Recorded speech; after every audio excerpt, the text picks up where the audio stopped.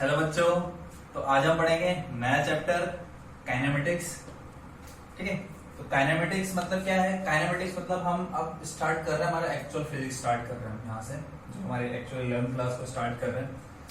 तो kinematics kinematics में क्या करते हैं? मोशन के बारे में पढ़ते हैं कि कोई भी बॉडी है वो किस तरह से मूव कर रही है। ठीक है। विदाउट नोइंग इट्स कॉज, किसकी वजह से मूव कर रही है, मतलब कॉज नहीं पढ़ेंगे यहाँ पर। मतलब कॉज मतलब हो जाएगा फोर्स, मोमेंटम, ये सब चीज जो उस पर अप्लाई हो रही है, इसकी वजह से ऑब्जेक्ट मूव करता है। तो उस कॉज को नहीं पढ़ेंगे, बस ये पढ़ेंगे कि ऑब्जेक्ट जो मूव कर रहा है, ठीक है, तो उसकी स्टडी, मोशन की स्टडी करेंगे। ठीक है। इसको थोड़ा बहुत तुमने 9th क्लास में पढ़ा हुआ है, मोशन चैप्टर 9th क्लास में पढ़ा था साइंस के अंदर। ठीक है। वैसा ही थोड़ा बहुत, बस थोड़ा सा हम कुछ एक्स्ट्रा चीजें भी पढ़ेंगे इसके अंदर, वो आ जाएगी इसके अंदर थोड़ा डिटेल में। तो उस चैप्टर को मोशन की तरह कंसिडर करना है। तो काइनेमेटिक्स क्या हो गया? काइनेमेटिक्स के मोशन की स्टडी है विदाउट नोइंग इट्स कॉज। ठीक है। तो इसको अगर हम लिखना चाहते तो लिख सकते हैं, it is study of motion, study of how body moves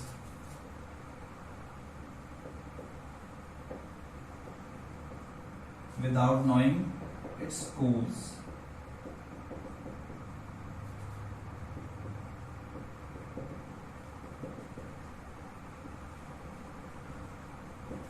ठीक है।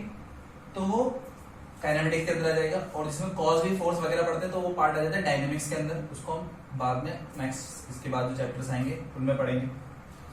अब काइनेमेटिक मतलब मोशन के बारे में पढ़ना है। तो मोशन के अंदर तुम्हें थोड़ा थोड़ा ध्यान आ रहा होगा, मोशन के अंदर हमने डिस्प्लेसमेंट पढ़ा था, वो यहाँ पर भी पढ़ेंगे। ठीक है। पाथ लेंथ या डिस्टेंस वो वहां पर भी पढ़ा था, उसके बारे में यहाँ भी बताएंगे हम। ठीक है। फिर स्पीड पढ़ा था, उसी में डायरेक्शन अगर लगा देंगे तो वेलोसिटी, वो भी पढ़ा था हमने। ठीक है। और उसके अलावा एक्सेलरेशन, फिर इक्वेशन ऑफ मोशन, वो सब यहाँ भी पढ़ेंगे, ग्राफ्स भी बनाएंगे यहाँ पर। और ठीक है, फिर मोशन अंडर ग्रेविटी आ जाएगा। फिर उसके बाद जो डिफरेंस होगा यहाँ पर हम वेरिएबल एक्सेलरेशन भी देखेंगे। वेरिएबल एक्सेलरेशन मतलब वहाँ पर सिर्फ कांस्टेंट एक्सेलरेशन था 9th क्लास में, यहाँ पर वेरिएबल एक्सेलरेशन है। तो यहाँ पर हम क्या करेंगे, एक थोड़ा सा डिफरेंट जो आएगा वो डिफरेंशिएशन इंटीग्रेशन भी आएगा यहाँ पर, थोड़ा बहुत डिफरेंशिएशन से भी क्वेश्चन करेंगे, इंटीग्रेशन से भी करेंगे क्वेश्चन कुछ। और उसके अलावा एक रिलेटिव वेलोसिटी वाला पोर्शन होगा हमारा। ठीक है। तो ये सब हम पढ़ेंगे काइनेमेटिक्स। अब काइनेमेटिक्स में मोशन को अगर बात करें तो मोशन को हम डिस्क्राइब जब करेंगे तो उसके लिए फ्रेम ऑफ रेफरेंस लेंगे।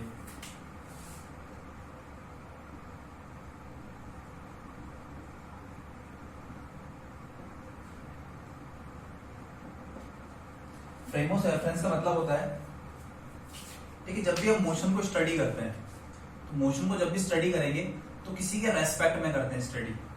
ठीक है। कोई एक पर्टिकुलर, जैसे हम मान लो बस में बैठ के जा रहे हैं, तो बस में बैठ के जा रहे हैं तो जो ऑब्जर्वर यहाँ पर अलग अलग हो सकते हैं। ऑब्जर्वर हो सकता है एक तो जो तुम्हारे साथ बस में बैठा हुआ है, ठीक है, तो तुम्हारे साथ जो बस में बैठा हुआ है उसके रेस्पेक्ट में तुम रेस्ट में हो। ठीक है। और एक दूसरा ऑब्जर्वर हो जाएगा, दूसरा ऑब्जर्वर जो उसके बाहर है, मतलब बस के बाहर रोड पर खड़ा हुआ है। जो रोड पर खड़ा हुआ ऑब्जर्वर होगा उसके लिए तुम क्या कर रहे हो, मूव कर रहे हो। तो एट ए टाइम तुम एक ऑब्जर्वर रेस्ट में भी हो, और दूसरा ऑब्जर्वर जो रोड पे खड़ा हुआ है उसके लिए तुम मोशन में भी हो। ठीक है। तो फ्रेम, अलग अलग फ्रेम से देखने पर मोशन अलग अलग दिखेगी। एक जगह तुम रेस्ट में देखोगे, एक जगह तुम मोशन में देखोगे। ठीक है। तो एक फ्रेम ऑफ रेफरेंस चूज करना जरूरी होता है। तो फ्रेम ऑफ रेफरेंस जैसे बात करें, जैसे हम नॉर्मल जो हमारी लाइफ होती है तो उसमें फ्रेम ऑफ रेफरेंस हम अर्थ को मान लेते हैं। ठीक है। अर्थ के रेस्पेक्ट में कोई बाइक जो है कितना स्पीड से चल रही है। ठीक है। अर्थ के रेस्पेक्ट में कोई इंसेक्ट वगैरह वो कैसे मूव कर रहा है, या हम कैसे मूव कर रहे हैं। ठीक है। तो वहां पर फ्रेम ऑफ रेफरेंस हम अर्थ को कंसिडर कर लेते हैं। पर अर्थ क्या, अर्थ खुद भी मूव कर रही है। अर्थ क्या कर रही है, खुद भी मूव कर रही है। अर्थ भी क्या है, मोशन में। तो फ्रेम ऑफ रेफरेंस भी मोशन में हो सकता है। ठीक है। अब अर्थ की मोशन की अगर बात करें तो अर्थ की मोशन को हम डिस्क्राइब करते हैं सन के रेस्पेक्ट में। अर्थ की मोशन को डिस्क्राइब करते हैं सन के रेस्पेक्ट में। तो सन के अराउंड क्या रिवॉल्व कर रही है, तो जब अर्थ की मोशन को डिस्क्राइब करेंगे तो सन को क्या कर लेंगे, हम फ्रेम ऑफ रेफरेंस कर लेंगे, जिसके रेस्पेक्ट में हम देख रहे हैं, मतलब जो ऑब्जर्वर हो गया। ठीक है। एक तरह से उसको तुम फ्रेम ऑफ रेफरेंस मान सकते हो। ऐसे सन भी स्टैटिक नहीं, सन भी क्या कर रहा है, मूव कर रहा है, वो भी गैलेक्सी के अंदर मूव कर रहा है। ठीक है। जैसे ये सोलर पूरा सिस्टम है, सोलर सिस्टम भी मूव करता है गैलेक्सी। अब वो गैलेक्सी जो अदर गैलेक्सीज के रेस्पेक्ट में ये भी मूव कर रही है, जो मिल्की वे हमारी गैलेक्सी है। तो सब कुछ, हर बॉडी जो है वो मोशन में। ठीक है। तो वहां पर हमें क्या करना पड़ेगा, जो मोशन को स्टडी करेंगे किसी भी ऑब्जेक्ट के, किसी की भी, तो वहां पर हमें एक सर्टेन एक ऑब्जर्वर चूज करना पड़ेगा, फ्रेम ऑफ रेफरेंस यूज करना पड़ेगा। तो नॉर्मल हम क्या लेते हैं, फ्रेम ऑफ रेफरेंस जो लेते हैं वो हम कोऑर्डिनेट सिस्टम लेते हैं।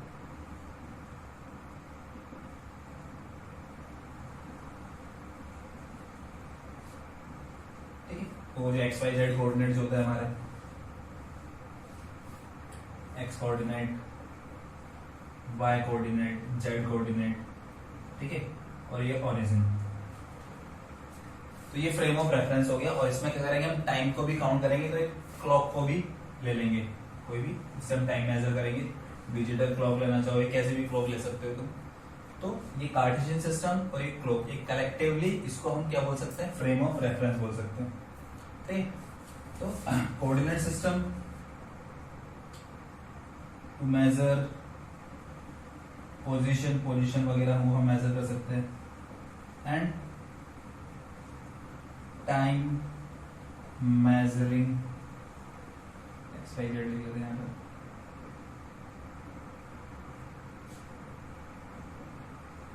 Clock collectively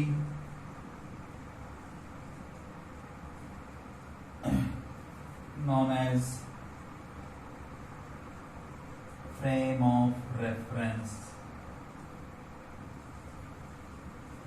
frame of reference simple हमारा हो गया जिसके रेस्पेक्ट में हम मोशन को स्टडी करेंगे। ठीक है, तो वो हो जाएगा फ्रेम ऑफ रेफरेंस। मोशन में हम पोजीशन को मेजर करते हैं, पोजीशन कैसे चेंज हो रही है, टाइम को मेजर करते हैं क्लॉक से। तो ये सब इसमें स्टडी करेंगे तो फ्रेम ऑफ रेफरेंस हो जाएगा। फ्रेम ऑफ रेफरेंस मतलब यहाँ पर हम normally x y coordinate system ले सकते हैं। ठीक है, और साथ में क्लॉक और आ जाएगी जिससे हम टाइम को मेजर कर लेंगे। ठीक है, अब नेक्स्ट पार्ट पे आ जाते हैं। जो काइनेमेटिक्स है, जो मोशन है, मोशन को हम ऐसे अलग अलग पार्ट्स में डिवाइड कर सकते हैं।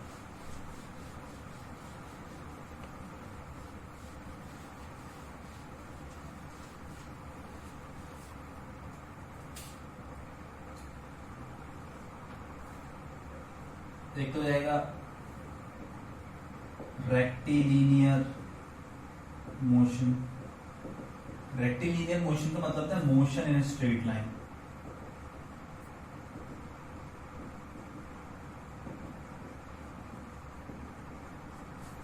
तुम्हारी बुक का चैप्टर नंबर 3 है, एनसीईआरटी की जो बुक है चैप्टर नंबर 3, उस चैप्टर का नाम यही है, motion in a straight line. मतलब वहां पर हम सिंगल एक लाइन में मोशन पढ़ेंगे। ये तो ऑब्जेक्ट आगे जा रहा हो इस लाइन में, या इस लाइन में पीछे आ रहा हो। ठीक है, तो मोशन इन स्ट्रेट लाइन, या फिर इसको हम वन डायमेंशनल मोशन भी बोल सकते हैं।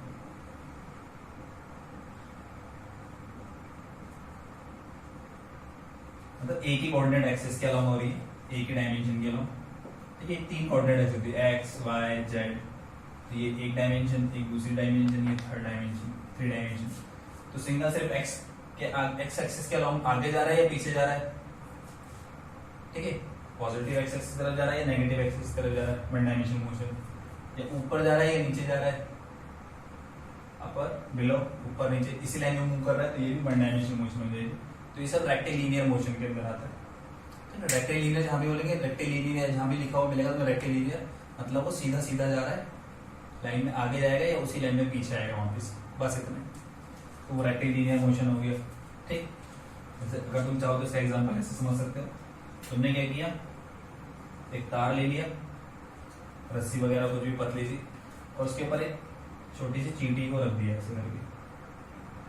तो चींटी या तो इस तार में आगे जा सकती है या इस तार पर पीछे आ सकती है, और कहीं नहीं जा सकती। तो उस मोशन को तुम चाहो तो रेक्टिलिनियर मोशन बोल सकते हो। इसी लाइन में आगे जाएगा, इस लाइन में पीछे आएगा। ठीक है, दूसरा एक हो जाएगा इसमें कर्वीलिनियर मोशन।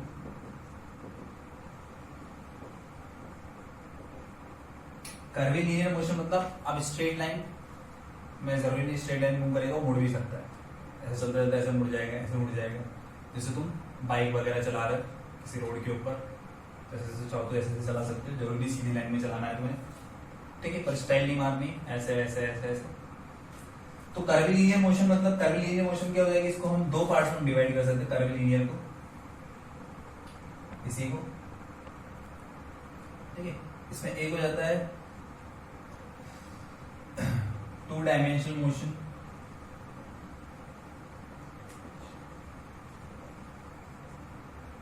मोशन या फिर मोशन इन अ प्लेन बोल सकते हैं इसको, और एक थ्री डायमेंशनल मोशन।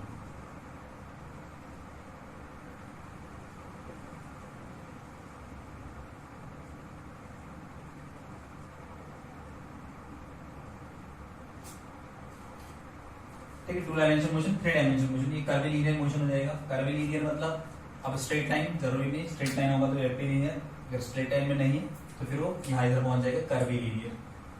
ठीक है, तो मोशन इन अ प्लेन, एक example motion in a plane हो गया। मोशन इन अ प्लेन का एग्जांपल हम, जैसे तुम्हारे घर का फ्लोर होगा तो उसको एक प्लेन की तरह मान लो, और उसको तुम किसी बॉल को रोल कर रहे हो या कैरम वगैरह खेल रहे हो, कुछ भी कर रहे हो मतलब, तो एक प्लेन के ऊपर जो मोशन हो जाएगी, तो प्लेन के ऊपर मोशन कुछ आओ तो तुम जैसे मान लो ये बोर्ड है, ठीक है, ये भी प्लेन हो गया। अब इसके ऊपर मैंने एक छोटी सी चींटी को रख दिया, अब वो चींटी इधर भी जा सकती है, नीचे भी जा सकती है, इधर भी जा सकती है, इधर भी जा सकती है, कहीं भी मूव कर सकती है वो चींटी। ठीक है, तो वो क्या हो जाएगी, उसकी मोशन इन अ प्लेन हो जाएगी। ठीक है, तो यहाँ पर इसको पढ़ेंगे मोशन इन अ प्लेन, उसका पर्टिकुलर एक एग्जांपल पढ़ेंगे, प्रोजेक्टाइल मोशन पढ़ेंगे यहाँ पर।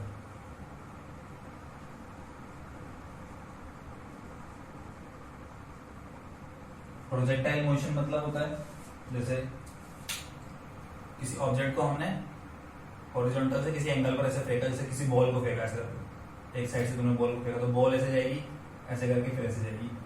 तो ये जो इस तरह का जो पाथ बनता है ये प्रोजेक्टाइल पाथ होता है, उसकी मोशन जो होगी प्रोजेक्टाइल होगी। जैसे क्रिकेट में जो सिक्स लगाते हैं तो सिक्स में क्या होता है, बॉल ऐसे करके ऐसे जाती है, उसका पाथ भी दिखाते हैं।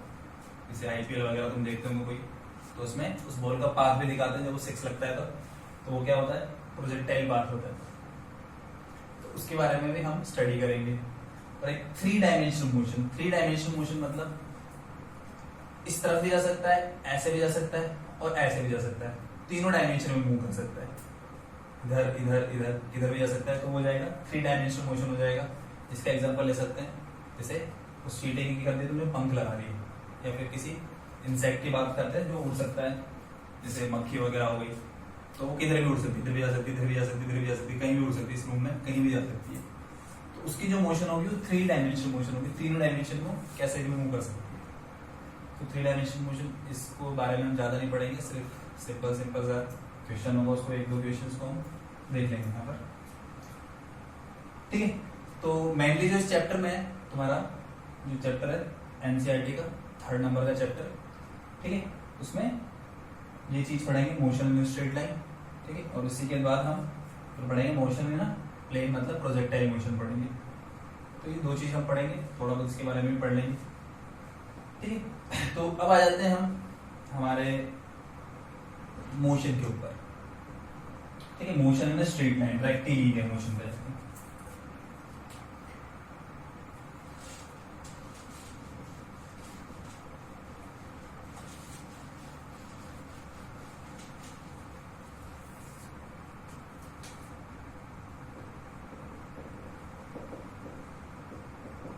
रेक्टिलिनियर मोशन, तो नेक्स्ट आ जाते हैं हम रेक्टिलिनियर मोशन के अंदर।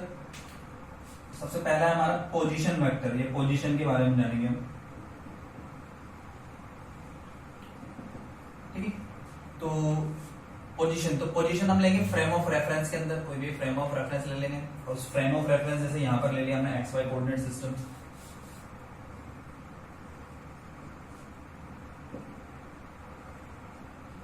ठीक, इसमें एक पॉइंट हो जाएगा हमारा ये ओरिजिन, और ओरिजिन को हम लेते हैं रेफरेंस पॉइंट। ठीक है, रेफरेंस पॉइंट का मतलब हो जाएगा जिस पॉइंट के रेस्पेक्ट में हम ऑब्जेक्ट की पोजीशन को बताएंगे, पार्टिकल की पोजीशन को बताएंगे, कोई भी पार्टिकल कहां पर है इस पॉइंट के रेस्पेक्ट में। ठीक है, तो वो क्या हो जाएगा, रेफरेंस पॉइंट हो जाएगा उसकी पोजीशन के। जैसे मान लो कोई ऑब्जेक्ट जो है ऐसे मूव कर रहा है इस तरह से, एक्स वाई कोऑर्डिनेट के अंदर उसका एक्स वाई कोऑर्डिनेट्स चेंज हो रहे हैं, तो किसी टाइम पर टी पर उसकी पोजीशन यहाँ पर इस तरह से मूव कर रहा है ऐसे, तो किसी टाइम टी पर वो यहाँ पर पहुंचा, इस पॉइंट पर है पी पॉइंट पर, तो पी पॉइंट पर इसकी पोजीशन बतानी है, कहाँ पर है पोजीशन। ठीक है, पोजीशन के रेस्पेक्ट में हम किसके रेस्पेक्ट में लेंगे, ओरिजिन के रेस्पेक्ट में। तो ओरिजिन के रेस्पेक्ट में ये हो जाएगा ऐसे, इस तरह से ये पोजीशन वेक्टर। तो किसी भी ऑब्जेक्ट की पोजीशन बतानी होती है तो पोजीशन हम किसी भी एक रेफरेंस पॉइंट लेंगे, उस रेफरेंस पॉइंट के रेस्पेक्ट में उसकी पोजीशन बताएंगे। जैसे जैसे मान लो तो मैं किसी सिटी में रह रहा हूँ, बिलासपुर में, मान लो बिलासपुर में हम, तो बिलासपुर में अब हम तुम्हें बतानी है कि बिलासपुर में से दिल्ली की पोजीशन बतानी है, दिल्ली कहाँ पर है। तो दिल्ली की पोजीशन कैसे बताओगे तुम? तो दिल्ली की पोजीशन बताओगे कि वो थोड़ा सा नॉर्थ में, नॉर्थ वेस्ट में, हल्का सा नॉर्थ से थोड़ा सा वेस्ट में रहेंगे तो दिल्ली आ जाएगा। तो किसके रेस्पेक्ट में बताया तुमने? बिलासपुर के रेस्पेक्ट में, नॉर्थ वेस्ट, थोड़ा सा नॉर्थ वेस्ट में। अब मान लो तुम बिलासपुर में नहीं हो तो बिलासपुर की जगह थोड़ा ऊपर चले गए, ऊपर मतलब जैसे मान लो श्रीनगर चले गए, ठीक है, या फिर जलंधर चले गए, पंजाब में कहीं पर चले गए, चंडीगढ़ चले गए। तो मान लो चंडीगढ़ में हो तुम, तो चंडीगढ़ में हो, अब चंडीगढ़ से तुमसे पूछा कि दिल्ली की पोजीशन क्या होगी चंडीगढ़ के रेस्पेक्ट में, तो तुम दिल्ली बोलोगे कि दिल्ली कहाँ पड़ेगा? दिल्ली पड़ेगा साउथ में, साउथ में। जब साउथ डायरेक्शन में जाएंगे चंडीगढ़ से तो क्या आएगा? दिल्ली आएगा। तो तुमने रेफरेंस पॉइंट अगर चेंज कर दिया तो रेफरेंस पॉइंट चेंज कर दोगे तो पोजीशन भी क्या हो जाएगी? चेंज हो जाएगी, उसका पोजीशन वेक्टर जो होगा वो चेंज हो जाएगा। ऐसे मान लो जैसे बिलासपुर की पोजीशन बतानी है तुम्हें, तुम आ गए कलकत्ता आ गए, मान लो तो कोलकाता आ गए, तो वहां से तुम्हें क्या बतानी है? बिलासपुर कहाँ पर होगा? तो कोलकाता से बिलासपुर के लिए हम किधर जाना पड़ेगा? वेस्ट में जाना पड़ेगा। तो यहाँ पर रेफरेंस पॉइंट कोलकाता हो गया और कोलकाता के रेस्पेक्ट में बिलासपुर वेस्ट में। उसकी जगह तुम पहुंचे कहाँ पर? इंदौर आ गए या भोपाल आ गए कहीं पर, जैसे मान लो भोपाल आ गए। अब पूछा कि भोपाल से बिलासपुर किस तरफ होगा? तो बिलासपुर किस तरफ आ जाएगा? ईस्ट में। तो भोपाल से इस साइड में जाएंगे तब क्या आएगा? हमारा बिलासपुर आएगा। तो रेफरेंस पॉइंट अगर हम चेंज करेंगे तो पोजीशन भी क्या हो जाएगी? चेंज हो जाएगी। तो इसलिए रेफरेंस पॉइंट हमने फिक्स कर लिया, वो हमारा रेफरेंस पॉइंट है, तो उसके रेस्पेक्ट में इसकी पोजीशन क्या है? ये इस डायरेक्शन में जाएंगे तब पॉइंट P मिलेगा। अब मान लो इस P पॉइंट की कोऑर्डिनेट x y z है, मान लेते हैं। तो पोजीशन वेक्टर लिखना आता है तुम्हें? कैसे लिखते हैं? r vector equals to x i cap, x coordinate के साथ i कैप, y कोऑर्डिनेट के साथ j कैप और z कोऑर्डिनेट के साथ k इक्वल जाता है, ठीक है। तो सिंपल ये पोजीशन वेक्टर होता है हमारा, ठीक है। अब मान लो यहाँ से ऐसे मूव कर रहा है, मूव करता करता करता मान लो यहाँ पर पहुंच गया पॉइंट Q पर, इसकी कोऑर्डिनेट x1 y1 z1 ले लेते हैं और इसके ले लेते हैं x2 y2 z2 इसके कोऑर्डिनेट्स, ठीक है। इसका पोजीशन वेक्टर r1, तो r1 को कैसे लिखेंगे? तो r1 equals to x1 i cap, y1 j cap, z1 k cap. इस पॉइंट पे पोजीशन लिखेंगे। ये मूव कर रहा है ऐसे, पहले P पर आया, P से थोड़ी देर बाद कहाँ आ गया? Q पर आ गया, तो इसकी पोजीशन चेंज हो गई। अब पोजीशन वेक्टर r2 से शो करेंगे, क्या लिखोगे? r2 equals to x2 i cap, y2 j cap, z2 k cap. तो पहले पोजीशन ये थी, अब पोजीशन ये होगी, ठीक। अब इस जगह पे तुम उसको बता सकते हो उसका डिस्प्लेसमेंट क्या होगा? क्या बता सकते हो? डिस्प्लेसमेंट के बारे में बता सकते हो। पोजीशन वेक्टर अब तुम्हें निकालना है, मान लो डिस्प्लेसमेंट निकालना है, तो डिस्प्लेसमेंट हो जाएगा हमारा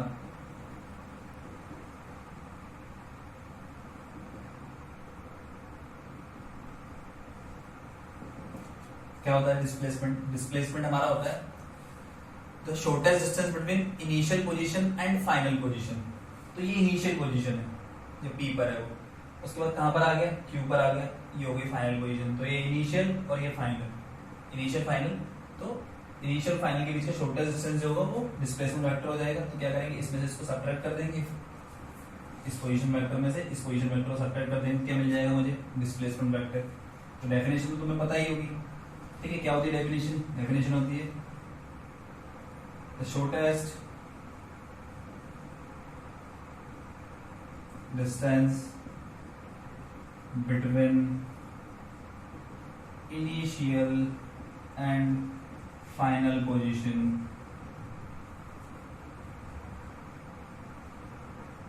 of the particle is called displacement। Displacement अगर तुम्हें निकालना है तो यहाँ पर डी वेक्टर को चाहो तो तुम ऐसा लिख सकते हो, फाइनल माइनस इनिशियल, और R2 वेक्टर में से R1, तो R2 लिखा था R1 लिखा था, सॉल्व करेंगे तो डिस्प्लेसमेंट वेक्टर आ जाएगा हमारा x2 minus x1 i cap, y2 minus y1 j cap, z2 minus z1 k cap. तो ये हो गया हमारा डिस्प्लेसमेंट। देखिए ये वेक्टर क्वांटिटी होती है, एक पर्टिकुलर इसमें डिस्प्लेसमेंट मिलेगा, तो यहाँ पर अगर मैं शो करूँगा डिस्प्लेसमेंट तो ऐसे शो करूँगा ये इस तरह से, ये डी वेक्टर हो गया इनिशियल से फाइनल, ये पी क्यू वेक्टर जो बनेगा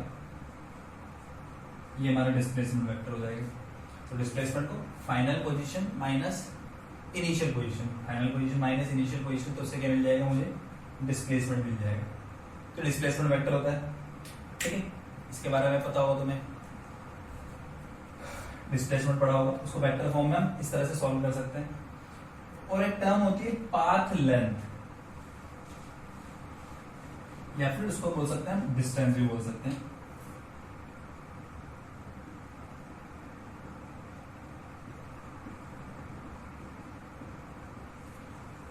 पाथ लेंथ और डिस्टेंस, तो इसके लिए हम एक एग्जांपल लेते हैं ऐसे, जैसे मान लो कोई ऑब्जेक्ट जो है एक्स एक्सिस के अलॉन्ग मूव कर रहा है,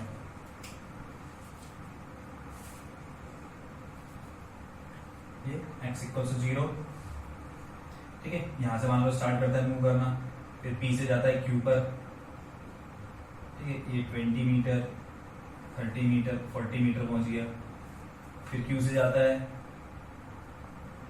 r पर, ठीक है, ये मान लो 60 मीटर, ये 90 मीटर हो गया,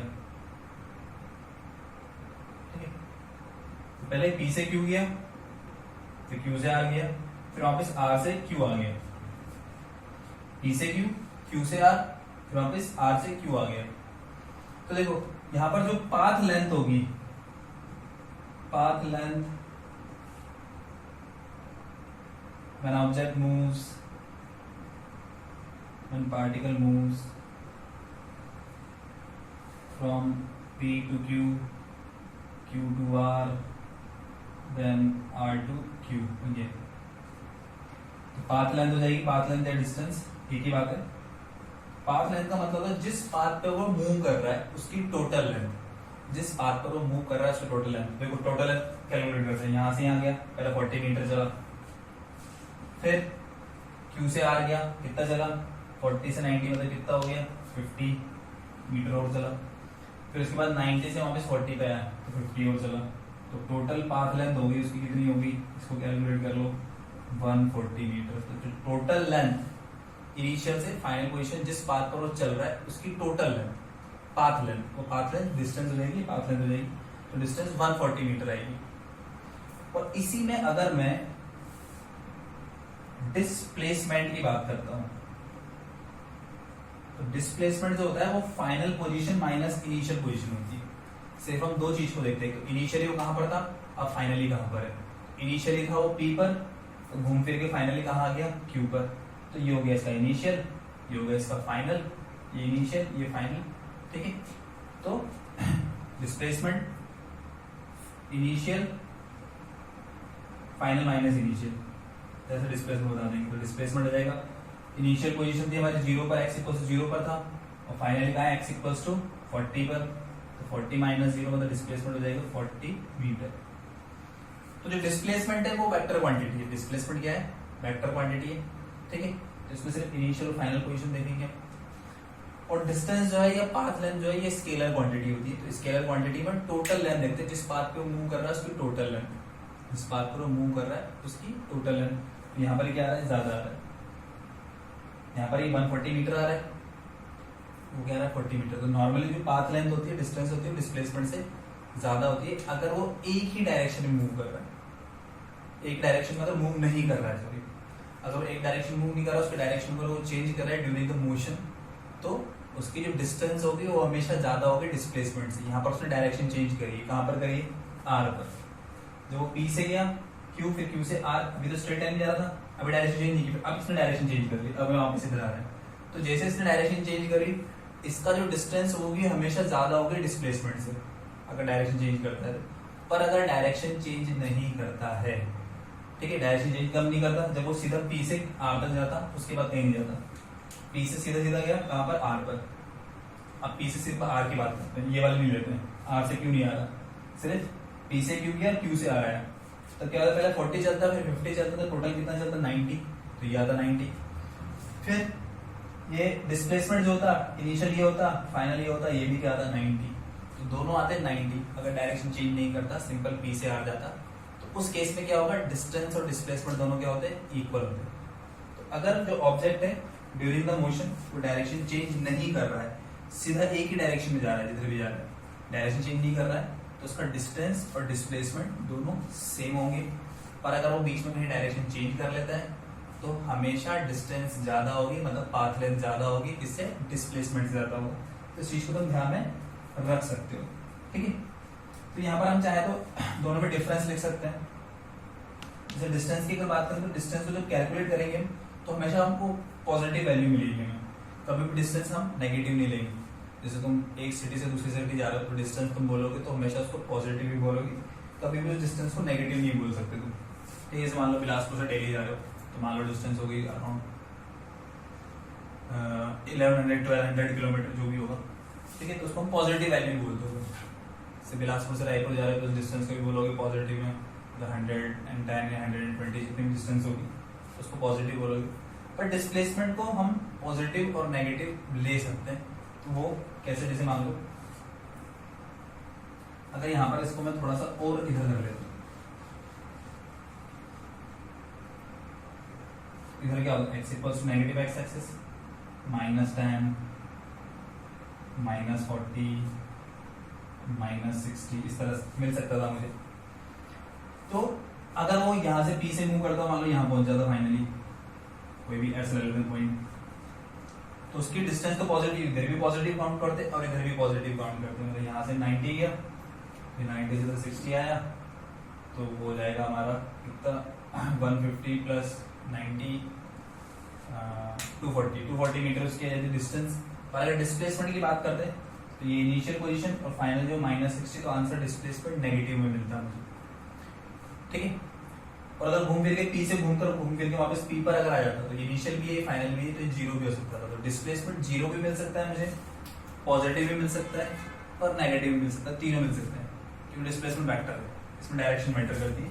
पॉजिटिव डायरेक्शन जा रहा होगा फाइनली, तो पॉजिटिव मिलेगा, अगर डायरेक्शन चेंज करके अगर फाइनली नेगेटिव में चला गया, तो नेगेटिव हो जाएगा डिस्प्लेसमेंट। पर डिस्टेंस हमेशा पॉजिटिव रहेगी, ठीक है, उसमें सिर्फ हम लेंथ काउंट करते हैं, डायरेक्शन वगैरह नहीं देखते। तो पोजीशन पॉजिटिव नेगेटिव नहीं लेंगे, वहां पे सिर्फ पॉजिटिव लेंगे डिस्टेंस को और डिस्प्लेसमेंट को, तीनों ले सकते हैं, जीरो, पॉजिटिव, नेगेटिव। तुम चाहो तो डिफरेंस लिख सकते हैं यहाँ पर, पाथ लेंथ, डिस्टेंस और डिस्प्लेसमेंट में क्या क्या,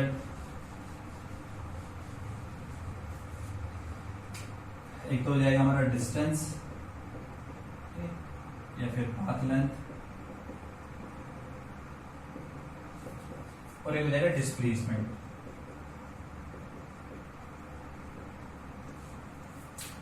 तो डिस्टेंस जो होगा वेक्टर क्वांटिटी होती है, स्केलर क्वांटिटी,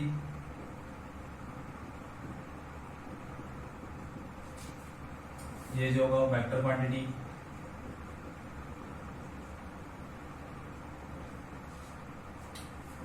ठीक है, ये always positive,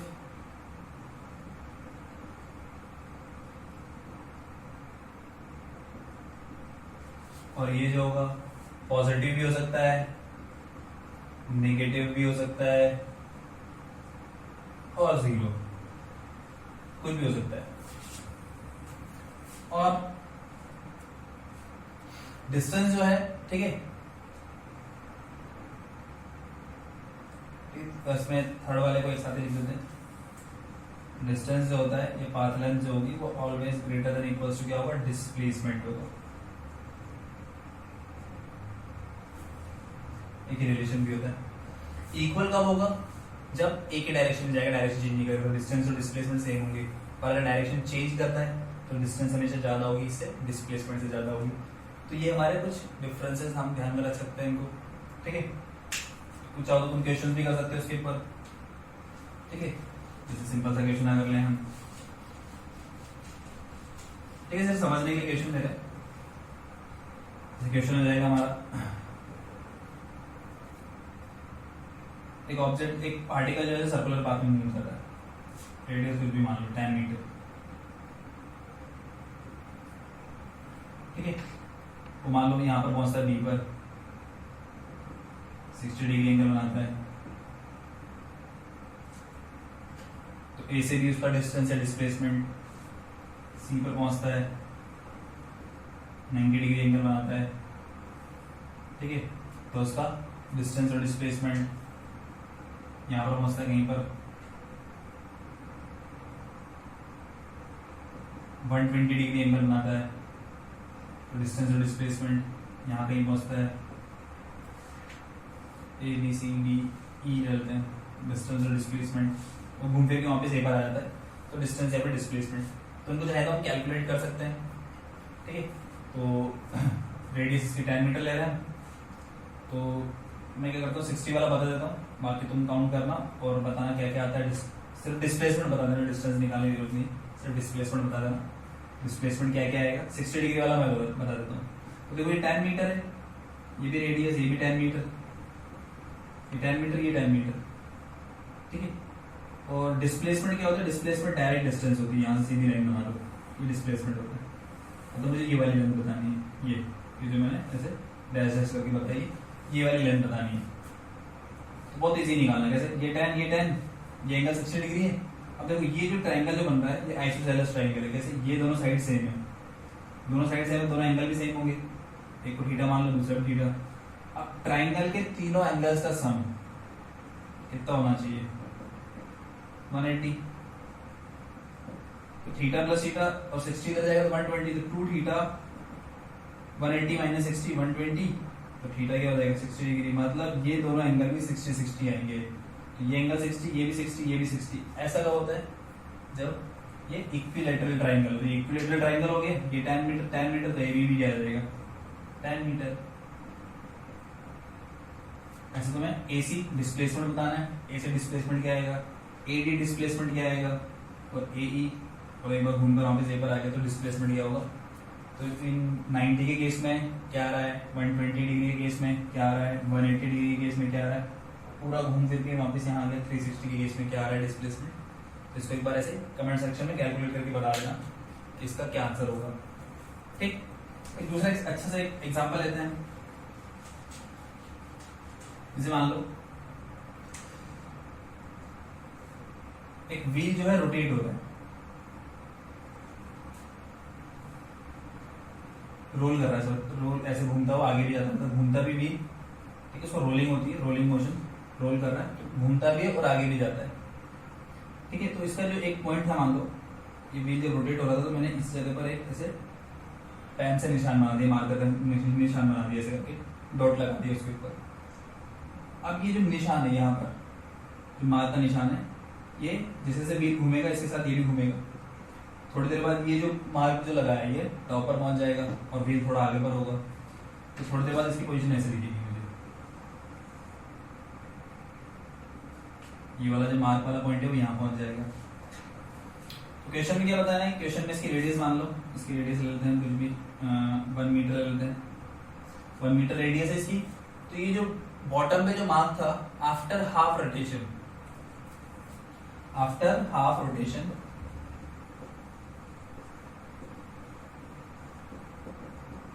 displacement of bottommost point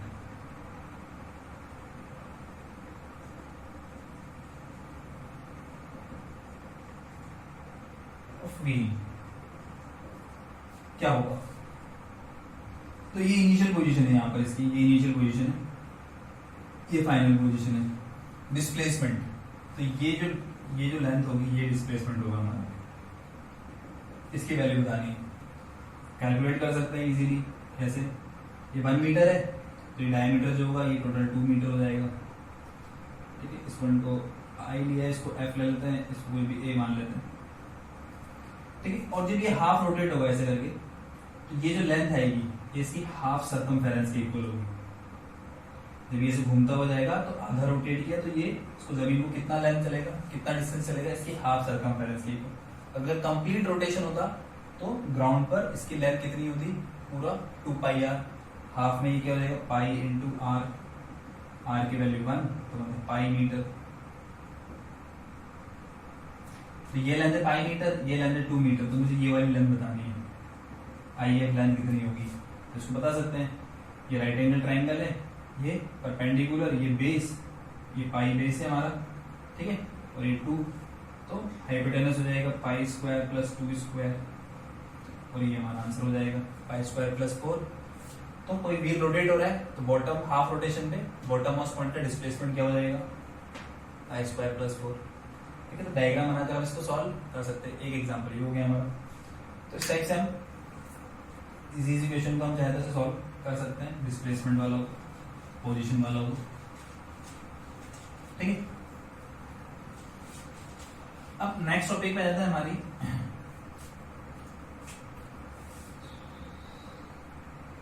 velocity, average velocity and speed.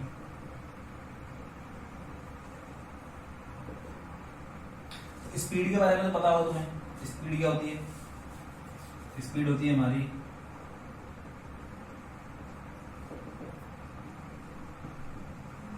Distance per unit time, और यहां से चाहो तो तुम डिस्टेंस निकाल सकते हो, स्पीड इनटू टाइम में टाइम निकाल सकते हो, डिस्टेंस अपॉन स्पीड, ठीक है। यूनिट टाइम में कितना डिस्टेंस चल रहा है उसको स्पीड बोलते हैं। और अगर एवरेज स्पीड की बात करें,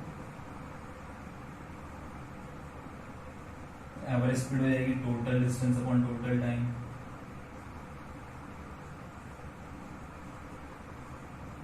और इसको तुमने थोड़ा बहुत 9th क्लास में भी पढ़ा होगा।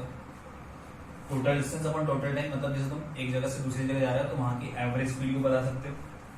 कैसे, टोटल डिस्टेंस को कैलकुलेट करो, टोटल टाइम को कैलकुलेट करो, कितना टाइम लगा, और डिवाइड कर दो तो एवरेज स्पीड आ जाएगा। जैसे मान लो तुम कार से एक सिटी से दूसरी सिटी में जा रहे हो, जैसे बिलासपुर से रायपुर जा रहे हो मान लो, तो जब बिलासपुर से रायपुर जाओगे तो जब कार से जाओगे तो कार तो ऐसा है नहीं कि एक पर्टिकुलर स्पीड में चल रही है, जब स्टार्ट होगी तो स्पीड कम होगी, जब खाली रोड आएगा तब स्पीड ज्यादा होगी, फिर कहीं पे ट्रैफिक आ जाएगा ज्यादा तो स्पीड कम हो जाएगी, कहीं पे पानी पीने के लिए रुक गए, कुछ खाने के लिए रुक गए, ठीक है, तो वहां पे स्पीड 0 हो जाएगी एकदम। तो जैसे मान लो तुम बिलासपुर से रायपुर गए और फाइनली स्पीड से अलग अलग जगह अलग अलग है तुम्हारी स्पीड, पर तुम्हें एवरेज निकालना है। एवरेज निकालोगे तो क्या करोगे, जिस टाइम तुम निकलना स्टार्ट कर रहे हो उस टाइम टाइम नोट कर लोगे, ठीक है। तो टाइम नोट तुम तुम्हारी घड़ी के अंदर भी कर सकते हो, जैसे सुबह के दिन के 12 बजे निकले तुम, ठीक है।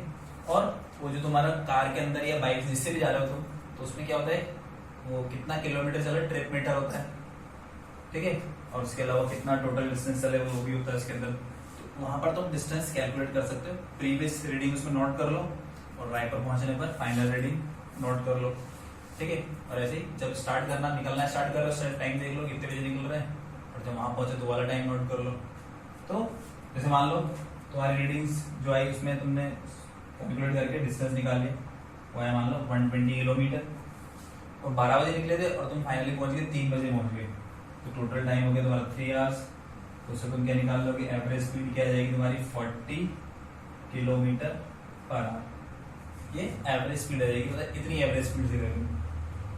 तो कैलकुलेट करना बहुत इजी है, टोटल डिस्टेंस निकाल लो, टोटल टाइम निकाल लो, और उससे क्या मिल जाएगा मुझे, एवरेज स्पीड मिल जाएगा। यूनिट वगैरह तुम्हें ध्यान होगी सही इनकी, ठीक है। जैसे ऐसा यूनिट जो होती है वो होती है metre per second, other units में, ठीक है, किलोमीटर पर आवर, सेंटीमीटर पर सेकंड, ये तो बता सकती है। और इन दोनों का रिलेशन पता होगा, 1 kilometre per hour equals to 5/18 metre per second, ठीक है। मतलब तुम्हें किलोमीटर पर आवर को मीटर पर सेकंड में कन्वर्ट करना है अगर, तो क्या करना पड़ेगा, उसको 5/18 से मल्टीप्लाई करना पड़ेगा। जैसे मान लो 60 की स्पीड है तुम्हारी, 60 की ले लेते हैं कुछ और, 72 की स्पीड है, 72 किलोमीटर पर आवर की स्पीड है, उसको मीटर पर सेकंड में कन्वर्ट करना है, तो क्या करोगे, 72 5/18 सॉल्व करोगे 20 मीटर पर सेकंड।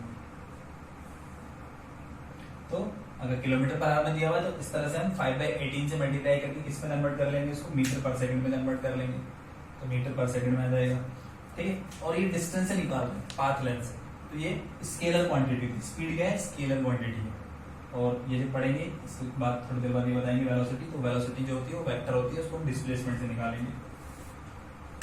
तो अब बात करते हैं इसमें एवरेज स्पीड की बात करते हैं। एवरेज स्पीड की total distance upon total time. ठीक है, इसको चाहो तो तुम अलग अलग इसके केसेस भी बना सकते हैं। देखो कैसे,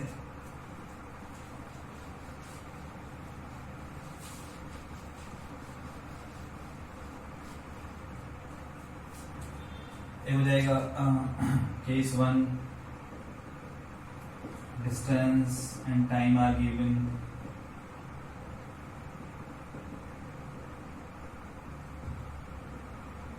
डिस्टेंस और टाइम गिवन है, ए से बी गया, फिर बी से सी गया।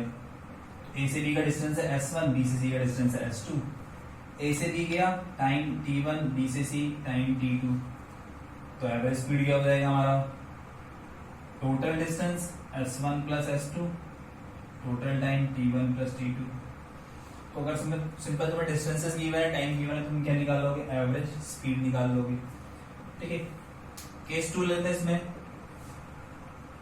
Distance and speed are given, मतलब टाइम नहीं गिवन है, डिस्टेंस गिवन है और स्पीड गिवन है। मतलब ए से बी डिस्टेंस S1 और टाइम भी दिया हुआ है, स्पीड दिया हुआ है कि V1 स्पीड चल रहा है एवरेज, और बी से सी V2 स्पीड से चल रहा है। तो एवरेज स्पीड कैसे निकालेंगे, टोटल डिस्टेंस तो हो गया हमारा S1 प्लस S2, पर टोटल टाइम नहीं आ रहा। तो टाइम को निकाल सकते हैं, वेलोसिटी होती है, स्पीड होती है डिस्टेंस अपॉन टाइम। तो टाइम क्या हो जाएगा, डिस्टेंस अपॉन स्पीड। यहां से यहां का टाइम मैं बता सकता हूं, distance upon speed S1 upon V1, और यहां से यहां का टाइम भी बता सकते हैं S2 अपॉन V2। क्या आ गया, एवरेज स्पीड आ गया। अब इसमें चाहो तो तुम स्पेशल कंडीशन डाल सकते हो, क्या, if S1 S2 are same, दोनों इक्वल है, दोनों इक्वल है तो इक्वल पुट कर दो,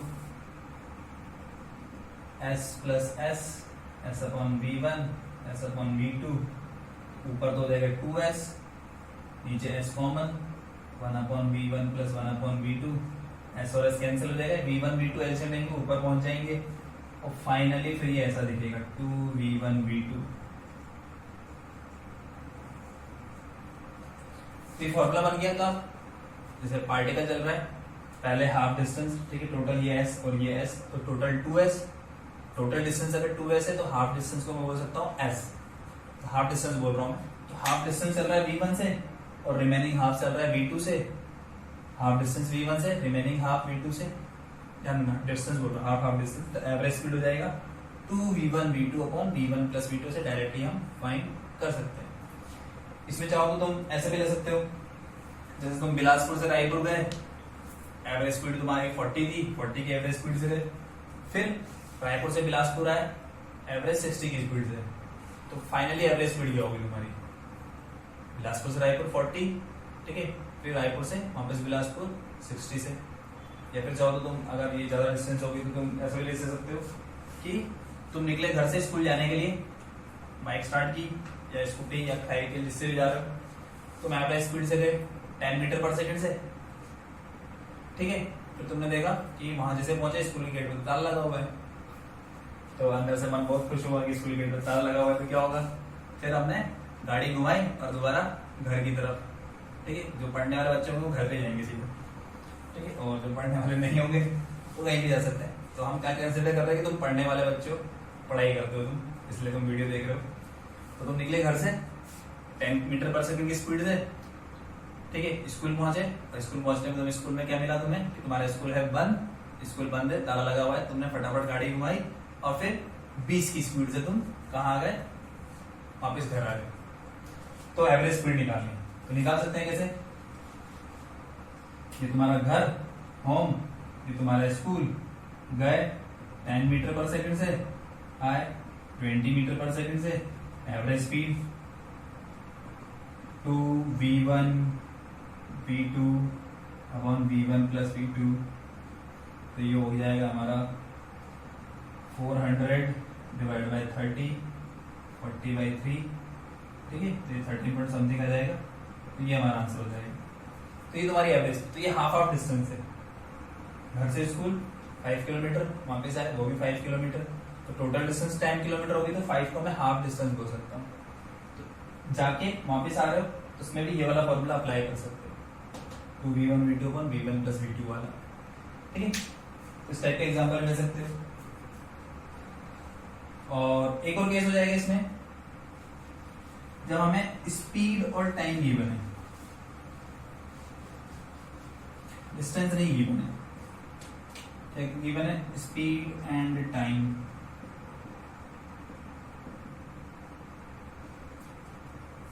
तो A से B, फिर B से C, A से B v1 स्पीड से चले कितने टाइम तक, t1 टाइम तक, B से C v2 स्पीड से चले t2 टाइम तक, तो एवरेज स्पीड,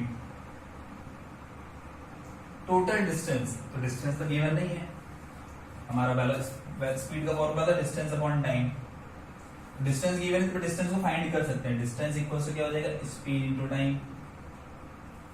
तो यहां से यहां की डिस्टेंस क्या होगी, ए से बी की distance speed into time v1 t1, ये वाली डिस्टेंस क्या होगी, speed into time v2 t2, given है t1 प्लस v2, ये क्या आ गया, हमारा एवरेज आ गया। अब इसमें भी चाहो तो तुम कंडीशन डाल सकते हो, क्या कि दोनों टाइम इंटरवल सेम है, जितना टाइम यहाँ लग रहा है उतना टाइम यहाँ लग रहा है, 1 घंटा यहाँ लग रहा है ऐसे भी आने में, बीसी से जाने में भी 1 घंटा लग रहा है, टाइम इंटरवल सेम है, तो कंडीशन डाल देते हैं, if t1 equals to t2 equals to t, मतलब t1 t2 सेम है, तो एवरेज हो जाएगा हमारा v1t plus v2t plus t plus t, t को माना जाएगा तो v1 प्लस v2 बाय 2, ये जाएगी हमारी average v1 plus v2 bye 2। ऐसे हम सॉल्व कर लेंगे, अगर टाइम इंटरवल सेम होगा तो डायरेक्टली वाला फॉर्मूला अप्लाई कर सकते हो। जैसे ए से बी गए, कितना की स्पीड से, जैसे मान लो 40 की स्पीड से गए, 40 किलोमीटर पर आवर, कितने घंटा, आधे घंटे के लिए, आधा घंटा लगा। फिर बी से सी 60 की स्पीड से गए, उसमें भी आधा घंटा लगा, तो बोले एवरेज स्पीड 40 प्लस 60 बाई 2 कितना जाएगा, 50 किलोमीटर पर आवर, तो ये हो जाएगी हमारी एवरेज स्पीड, अगर टाइम इंटरवल सेम है तो ऐसा कर सकते हैं, ठीक है। तो ऐसे अलग अलग कंडीशन तुम बना सकते हो, केसेस जैसे मैंने बनाए, या फिर डायरेक्टली सिंपल सा formula total distance upon total time, इसको हर बार अप्लाई करोगे, हर बार तुम्हारा सही आंसर आएगा, ठीक है। फॉर एग्जांपल एक एग्जांपल लेते हैं,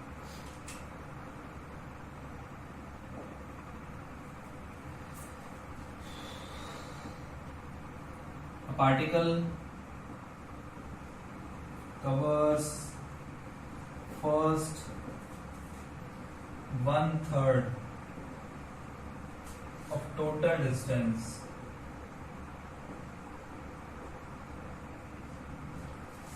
with speed v1, comma next 1/3 with speed v2 sorry, and remaining distance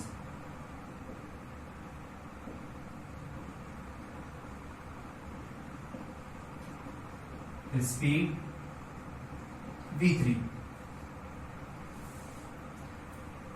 Then find average speed of particle, मान लो इक्वेशन आ गई, तो एक बार तुम खुद से ट्राई करो सॉल्व करने का, formula total distance upon total time, फिर हम बताते हैं अभी, ठीक है।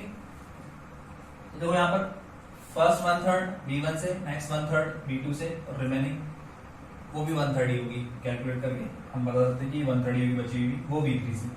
तो इसको देखो मैं ऐसे बना लेता हूँ, इसको यहाँ पे रख कर देते हैं, इसको मैं ऐसे बना लेता हूँ, ए से बी, v1 से, b से c, v2 से, c से d, v3 से, और तीनों 1/3 है, तो टोटल डिस्टेंस को चाहो तो तुम s मान लो, a से d टोटल डिस्टेंस s है, तो 1/3 s/3, ये भी s/3 और ये भी s/3 होगा, ऐड करेंगे तो टोटल डिस्टेंस s के इक्वल आ जाएगी, ठीक है। तो average speed, total distance S consider करिए, टोटल यहां से यहां की एस है, ये एस अपॉन टोटल टाइम। अब टाइम का फॉर्मूला होता है डिस्टेंस अपॉन स्पीड, तो यहां से यहां की डिस्टेंस s बाई 3, कितना स्पीड है v1, तो ये हो जाएगा s बाई 3 अपॉन v1। यहां से यहां का time s by 3 upon v2, यहां से यहां का time s by 3 upon v3। अब s बाई 3 सभी में आ रहा है तो s बाई 3 को कॉमन ले लो, s बाई 3 आ गया common, 1 upon v1 plus 1 upon v2 plus 1 upon v3, s और s कैंसिल, 3 पहुंच गया ऊपर और यहाँ पे ले लो एलसीएम, तो एलसीएम लेंगे तो आएगा v1 v2 v3, वो उसको 3 के साथ वो भी ऊपर पहुंच जाएगा, तो यहाँ पे v1 v2 v3 है, तो यहाँ जाएगा v2 v3, यहाँ जाएगा v1 v3 और लास्ट में v1 v2, तो ये एवरेज स्पीड हो जाएगी। कब? फर्स्ट 1/3 v1 से, नेक्स्ट 1/3 v2 से और रिमेनिंग v3 से, तो ये आंसर बन जाएगा हमारा। तो इस टाइप से हम क्वेश्चन बना सकते हैं। सिंपल करना क्या है, total distance upon total time करना है हमें। अब इसके वेक्टर वाले पोर्शन पे, वेक्टर वाला पोर्शन मतलब एवरेज वेलोसिटी पे जाते हैं। तो एवरेज वेलोसिटी देखो क्या होगी,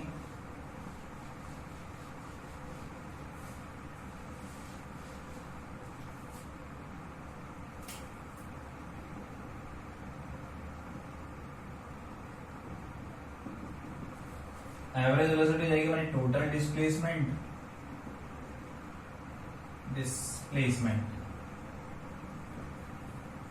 अपॉन टोटल टाइम।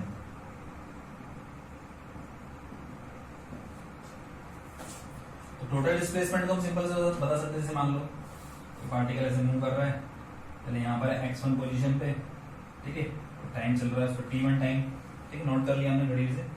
तो पार्टिकल जब मूव कर रहा था तो x1 पोजीशन t1 टाइम पर x1 पोजीशन पे था, थोड़ी देर बाद मूव करता हुआ यहाँ पहुंच गया x2 पर, और टाइम हो गया उसका t2।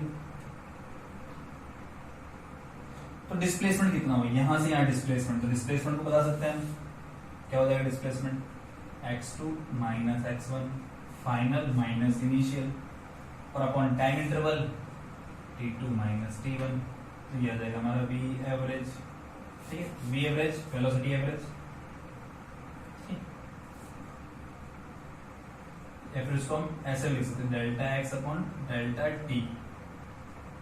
डेल्टा मतलब वही final minus initial, change in कितना हो रहा है, पोजीशन कितनी चेंज हो रही है। तो ये एवरेज वेलोसिटी को हम इस तरह से लिख सकते हैं, कितना डिस्प्लेसमेंट हुआ उसका एक जगह से दूसरी जगह और उसमें कितना टाइम लिया, तो वो एवरेज वेलोसिटी। अब ये वेक्टर में निकलेगा, डायरेक्शन आ जाएगी इसमें, और इससे पहले स्पीड था उसमें डायरेक्शन नहीं आएगी, तो एक में डायरेक्शन आएगी एक में डायरेक्शन नहीं आएगी, तो वेलोसिटी हो गई हमारी। वेलोसिटी को बोल भी सकते हैं कि किस रेट से उसकी पोजीशन की चेंज हो रही है, मतलब rate of change of position, कितनी फास्ट फास्ट पोजीशन चेंज हो रही है। जल्दी जल्दी पोजीशन चेंज हो रही है टाइम के साथ, मतलब उसकी स्पीड ज्यादा है, धीरे धीरे पोजीशन चेंज हो रही है उसकी, मतलब स्पीड कम है या वेलोसिटी कम है। तो किस रेट से पोजीशन चेंज हो रही है, तो वो जाएगा हमारा वेलोसिटी, और एवरेज वैल्यू उसकी इस तरह से फाइंड कर सकते हैं, सिंपल सा फॉर्मूला है, ठीक है। डिस्प्लेसमेंट ले लेंगे इस तरह से और सॉल्व कर लेंगे। अब एक टर्म आती है इसके अंदर हमारी, ये तो एवरेज हो गई। अब मुझे मान लो इंस्टेंटेनियस वैल्यू बतानी है, चलो पहले इंस्टेंटेनियस से पहले इसका एग्जांपल भी ले लें। कोई तुम्हारा स्कूल वाला, तुम जा रहे हो स्कूल, घर से स्कूल गए कितने से, 10 मीटर पर सेकंड की स्पीड से, आए कितने से, 40 से 20 मीटर पर सेकंड की स्पीड से, तो एवरेज निकला था तुम्हारा 40/3 मीटर पर सेकंड, ये एवरेज स्पीड आई थी। पर अगर यही सी क्वेश्चन में तुमसे पूछ लेते कि उसकी एवरेज वेलोसिटी क्या होगी, इसी सेम क्वेश्चन में तुमसे पूछ लेते कि एवरेज वेलोसिटी क्या होगी। घर से गया स्कूल, स्कूल से वापस आ गया घर, तो इनिशियल पोजीशन घर, फाइनल पोजीशन घर, तो डिस्प्लेसमेंट कितना हुआ, इनिशियल भी वही फाइनल भी दोनों सेम है, तो ये जो आएगा ये वाला वैल्यू क्या जाएगी हमारी 0, ये 0 आएगी, तो एवरेज वेलोसिटी भी क्या आ जाएगी 0 आ जाएगी। तो यहां से यहाँ आ गए, घूम फिर के वापस यहाँ पे डिस्प्लेसमेंट 0, तो एवरेज वेलोसिटी भी 0। तो एवरेज वेलोसिटी भी कुछ अलग से कुछ नहीं करना है तुम्हें, ठीक है, डिस्प्लेसमेंट निकालना है बस। टोटल डिस्प्लेसमेंट कितना हुआ और उसमें कितना टाइम लगा, तो डिस्प्लेसमेंट को टाइम से डिवाइड कर देंगे तो एवरेज वेलोसिटी आ जाएगी।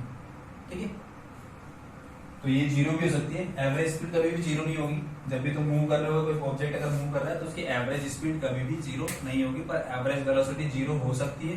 कब? जब उसका डिस्प्लेसमेंट जीरो हो जाएगा, मतलब घूम फिर के वापस वो उसी पोजीशन पे आ गया जहां से स्टार्ट किया था, उसका डिस्प्लेसमेंट जीरो, तो उसकी एवरेज वेलोसिटी भी जीरो हो जाएगी, पर एवरेज स्पीड नहीं होगी जीरो।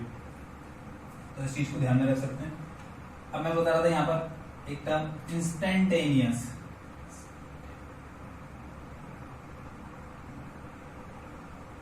इंस्टेंटेनियस वेलोसिटी और या फिर स्पीड, तो वो क्या होती है?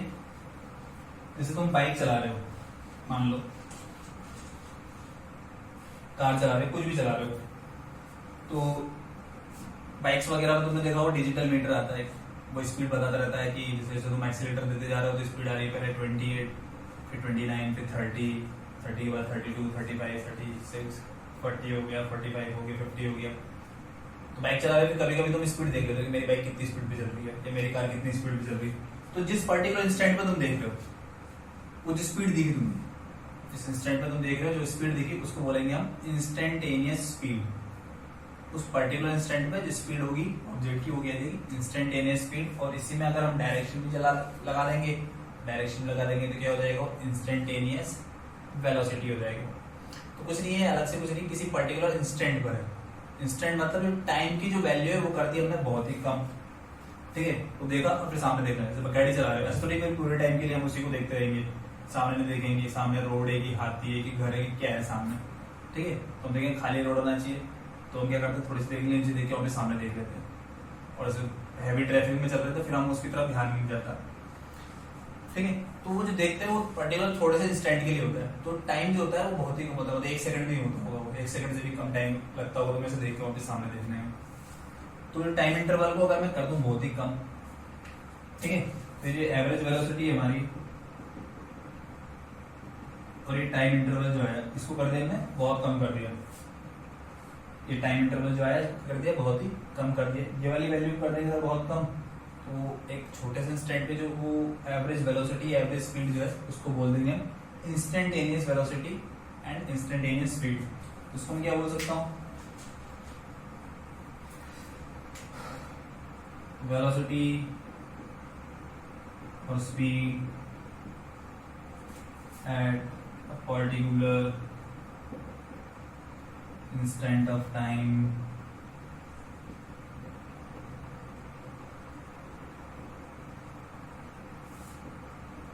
is called instantaneous speed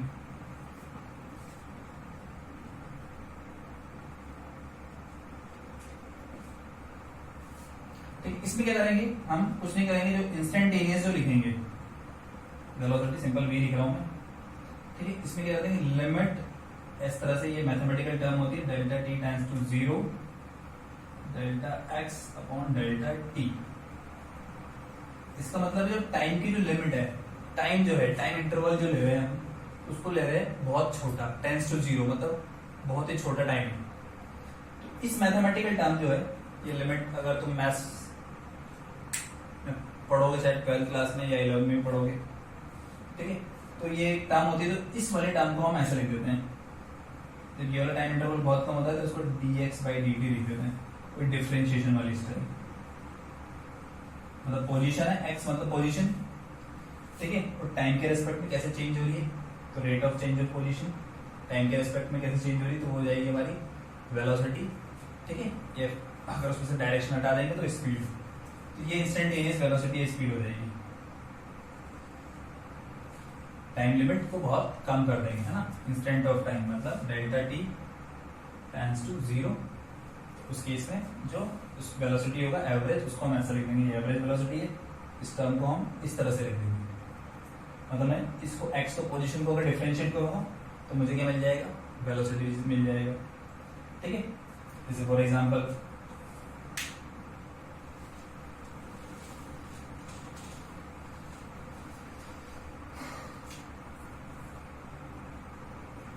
position of a particle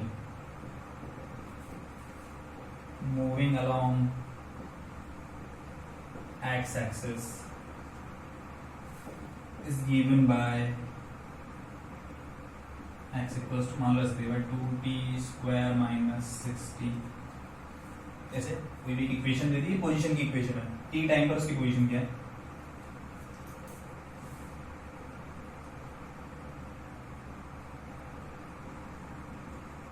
eight time t, ठीक है। फिर यहां पर ऐसा लिखा होता है हियर x इज इन, जिस भी यूनिट में लिखना चाहो जैसे मीटर में and t in second, then find velocity of particle at t equals to कुछ भी लेते हैं 5 सेकेंड, t equals 5 सेकेंड के इसकी स्पीड क्या होगी, ठीक है। तो सॉल्व करने का मेथड ये ही है, डिस्प्लेसमेंट मतलब जब भी पोजीशन जो है वो इस तरह से इक्वेशन लिखी हुई है तुम्हारी टाइम के रिस्पेक्ट में, और तुम्हें क्या निकालना है, स्पीड निकालनी है।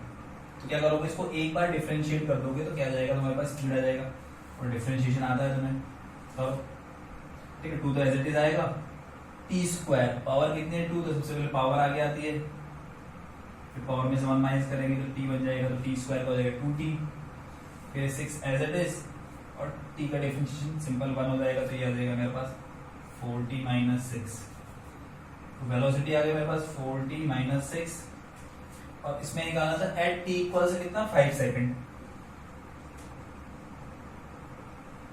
t इक्वल से 5 सेकंड पुट कर दो, यहाँ पर t का वैल्यू 5 पुट कर दो, 4 into 5 minus 6 सॉल्व करेंगे तो 20 minus 6 that means 14 metre per second.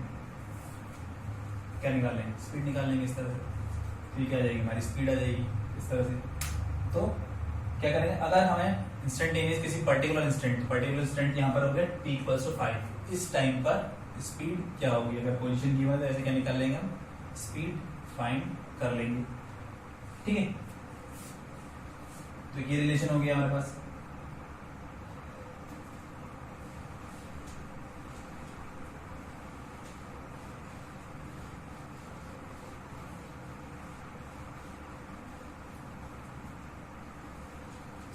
अब आते हैं नेक्स्ट क्वेश्चन पे हमारे, एक्सेलरेशन। नेक्स्ट पार्ट पे आते हैं एक्सेलरेशन पे। एक्सेलरेशन होता है हमारा rate of change of velocity, जैसे कोई ऑब्जेक्ट मूव कर रहा है उसकी वेलोसिटी चेंज हो रही है, ठीक है। तो किस रेट से वेलोसिटी चेंज हो रही है, जल्दी जल्दी चेंज हो रही है, धीरे धीरे चेंज हो रही है, किस तरह से चेंज हो रही है, तो उसको मेजर करते हैं किससे, एक्सेलरेशन से। किससे मेजर करते हैं, एक्सेलरेशन से मेजर करते हैं, ठीक है। तो इसको सबसे पहले गैलीलियो ने किया था, जैसे मान लो किसी ऑब्जेक्ट को फ्री फॉल दे रहे हैं तो उसका एक्सेलरेशन, तो उसने बताया कि यहाँ से अलग अलग ऑब्जेक्ट्स को हम ऐसे ड्रॉप करते हैं वैक्यूम में, तो उनका एक्सेलरेशन सबका सेम आता है। पर अगर हम इसकी जगह स्लोप पर गए, एक ऐसे लिया हमने स्लोप, फिर थोड़ा कम कर दिया, फिर और कम कर दिया, ठीक है। तो उनका जो जो किस स्पीड से, मतलब जो rate of change of velocity वो चेंज हो रही थी, यहाँ पे अलग थी, यहाँ पे जो स्पीड है वो अलग रेट से चेंज हो रही थी, यहाँ पर अलग रेट से चेंज हो रही थी। तो उसने बोला कि एक टर्म उसने नाम दिया रेट ऑफ, मतलब जो वेलोसिटी किस रेट से चेंज हो रही है, यहाँ पर एक फिक्स रेट थी सबकी, जिस रेट से चेंज हो रही थी, यहाँ पे अलग अलग हो गई, तो उसको फिर उसने एक्सेलरेशन है यहाँ पर डिफाइन किया गैलीलियो ने कि वेलोसिटी भी चेंज होती है, ठीक है, किस रेट से होती है, वो एक्सेलरेशन हो जाएगा। फिर एक्सेलरेशन का फॉर्मूला हम लिख सकते हैं ऐसे simple, rate of change of velocity, तो मान लो इनिशियल वेलोसिटी थी किसी ऑब्जेक्ट की v1, फाइनल थी v2, और टाइम इंटरवल की t2 माइनस t1, तो ये हो जाएगा हमारा सिंपल एक्सेलरेशन। या फिर इसको ऐसे लिख देंगे delta v by delta t, और यहाँ पर भी हम चाहे तो इसको लिख सकते हैं इंस्टेंटेनियस एक्सेलरेशन, अगर मैं लिखना चाहूँ, जैसे वेलोसिटी लिखा था,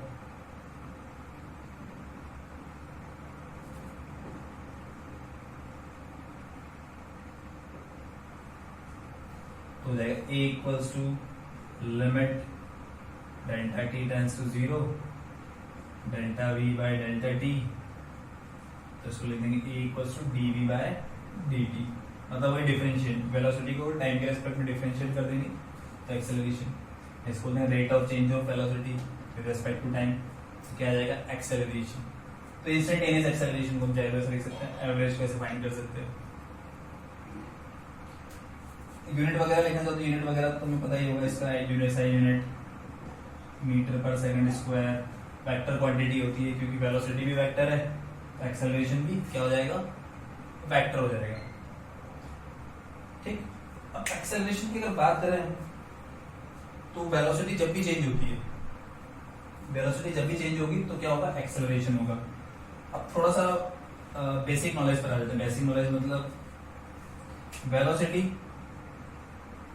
वेलोसिटी को लिखना चाहते हैं ऐसा लिख सकते हैं स्पीड इनटू डायरेक्शन। तो स्पीड चेंज होगी तब भी वेलोसिटी चेंज होगी, डायरेक्शन चेंज होगी तब भी वेलोसिटी चेंज होगी। तो दोनों केस में स्पीड चेंज करेंगे तब भी वेलोसिटी चेंज होगा, डायरेक्शन चेंज करेंगे तब भी वेलोसिटी चेंज होगा। तो यहाँ पर वेलोसिटी चेंज होगी मतलब स्पीड चेंज होगी, स्पीड चेंज होगी तब भी एक्सेलरेशन होगा, और डायरेक्शन चेंज होगी तब भी एक्सेलरेशन होगा। तो एक्सेलरेशन को हम दो टाइप में यहाँ पे डिवाइड कर सकते हैं, एक जो स्पीड को चेंज कर रहा है, एक जो स्पीड को चेंज कर रहा है, और एक जो डायरेक्शन चेंज कर रहा है। तो जैसे मान लो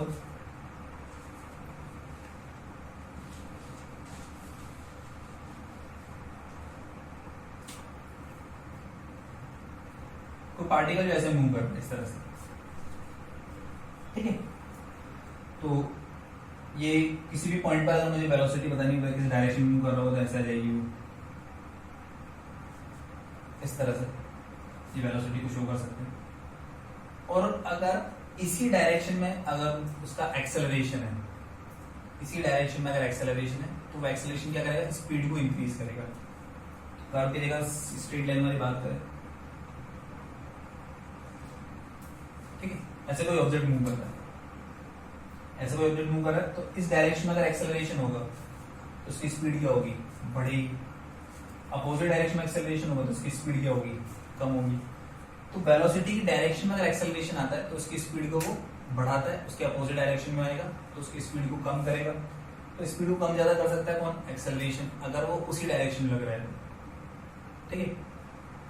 अगर ये थोड़ी सी और बात करें, जैसे हम फोर्स को लाना चाहे तो फोर्स को भी ला सकते हो तुम, फोर्स से ही एक्सेलरेशन आता है। तो फोर्स को वैसे हम आगे के चैप्टर में पढ़ेंगे, यहाँ पर अगर तुम समझने के लिए थोड़ा सा दिमाग लगाने के लिए फोर्स को हम ले सकते हैं। फोर्स को एक्सेलरेशन की तरह मान लो, मतलब फोर्स लगाएंगे तो एक्सेलरेशन आएगा।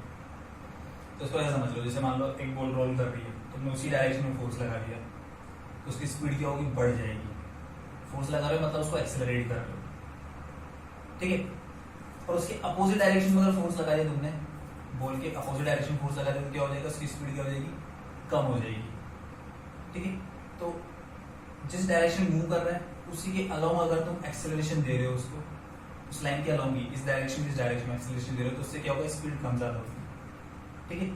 और अगर मान लो बॉल रोल कर रही है और तुमने किसी एंगल से उसके ऊपर फोर्स लगा दिया, ऐसे लगा दिया, ऐसे एंगल से फोर्स लगा दिया, तो एंगल से फोर्स क्या करेगा, उसके डायरेक्शन को भी चेंज कर देगा, ठीक है। तो वहां पर जो एक्सेलरेशन, जो फोर्स मतलब वो जो एक्सेलरेशन आ रहा है वो क्या कर रहा है, उसके डायरेक्शन को चेंज कर रहा है। तो देखो यहाँ पर जैसे मान लो तो जो वेलोसिटी की डायरेक्शन में जो एक्सेलरेशन होगा, मतलब इस डायरेक्शन में जो एक्सेलरेशन आएगा मेरे पास, ऐसे मूव कर रहा है, इस डायरेक्शन में एक्सेलरेशन आएगा, उसको हम बोलते हैं टेंजेंशियल एक्सेलरेशन। जो स्पीड को टेंजेंशियल एक्सेलरेशन, जो स्पीड को कम ज्यादा करेगा,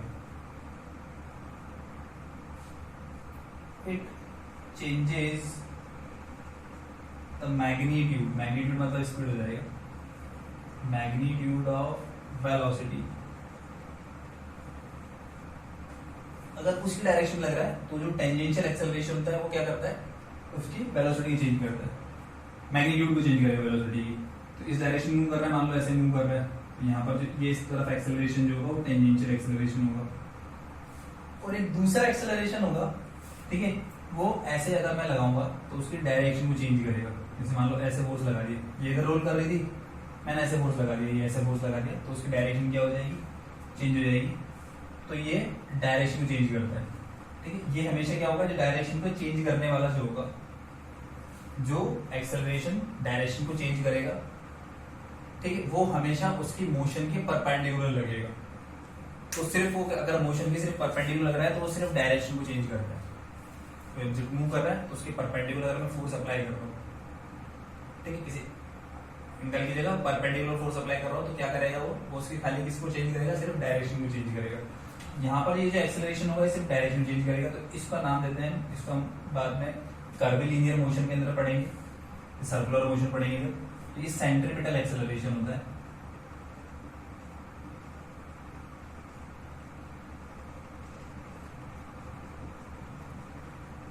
It changes the direction of velocity। तो ये क्या करेगा, दूसरा जो एक्सेलरेशन होगा सिर्फ डायरेक्शन चेंज करेगा, तो ये इसकी वेलोसिटी परपेंडिकुलर लगेगी 90 डिग्री को, यहाँ पर अगर देखना चाहे। और इन दोनों का जो रिजल्टेंट आएगा उसको, ये वेक्टर क्वांटिटी है तो पैरेललोग्राम लॉ अप्लाई कर सकते हैं। तो ऐसे जो रिजल्टेंट आएगा ये नेट एक्सेलरेशन हो जाएगा। तो एक्सेलरेशन के दो कंपोनेंट हो सकते हैं, एक टेंजेंशियल हो सकता है और एक सेंट्रीपिटल हो सकता है, दूसरा वाला एक्सेलरेशन। पर यहाँ पर जो हम पढ़ेंगे, यहाँ पर ये वाला एक्सेलरेशन पढ़ेंगे टेंजेंशियल, इस रेक्टिलिनियर मोशन के अंदर, क्योंकि इसमें हमें क्या करना है, डायरेक्शन चेंज नहीं करवाना है उसका, उसको स्ट्रेट लाइन में मूव करवाना है, ऐसे ऐसे मूव नहीं करवाना है। तो हम क्या करेंगे, सिर्फ ये वाला एक्सेलरेशन पढ़ेंगे टेंजेंशियल वाला। वो क्या करेगा, इसकी स्पीड को कम या सिर्फ ज्यादा करेगा। तो कम करेगा, कम कब करेगा, जब अपोजिट डायरेक्शन में लगेगा, और बढ़ाएगा कब, जब सीधी डायरेक्शन में लगेगा। तो ये एक्सेलरेशन हो जाएगा। जब सामने वाली डायरेक्शन में लगेगा तो उसको चाहो तो तुम बोल सकते हो पॉजिटिव एक्सेलरेशन।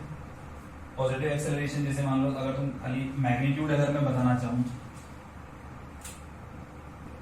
टेंजेंशियल एक्सेलरेशन के केस में, तो ऐसे लिख सकता हूँ v2 minus v1 upon t2 minus t1।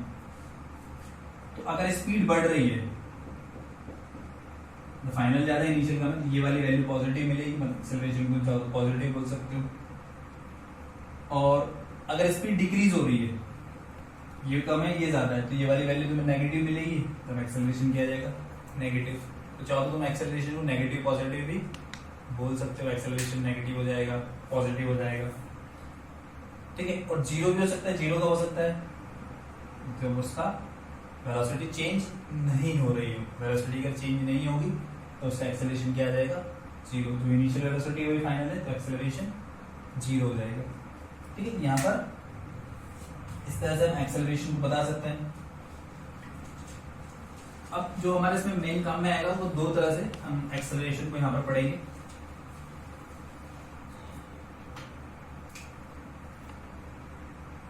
ठीक, एक हो जाएगा यहाँ पर हमारा यूनिफॉर्म एक्सेलरेशन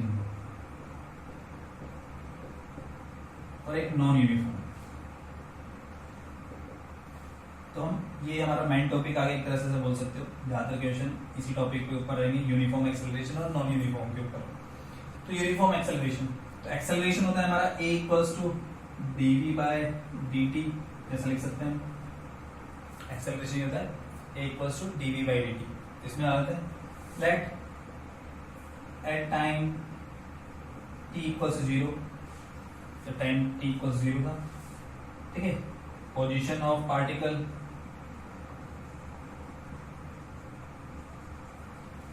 होती x equals to x0,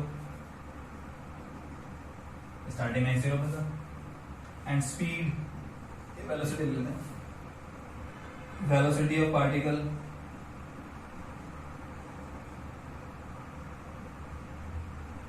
u, initial velocity, after time t